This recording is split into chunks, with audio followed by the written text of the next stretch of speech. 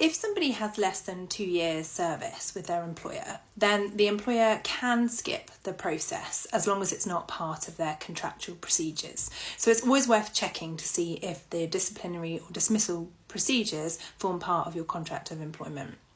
If they don't, then yes, an employer can skip the process because an employee with less than 2 years service doesn't have the right to claim unfair dismissal. Now, when I'm advising employers, however, I do say to them that they need to proceed with caution and at the very least should follow a minimum procedure with their employees, even if they have less than 2 years service. The reason for this is because there are a number of other claims that employees and workers may have which don't require them to have 2 years employment, such as discrimination or under whistleblowing legislation.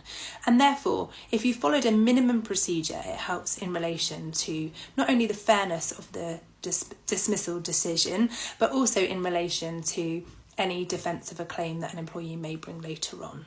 So the short answer is yes, if an employee has been employed for less than 2 years, there's no legal requirement unless it's in a contract. But my advice to employers and HR professionals is always to follow a minimum procedure where you can.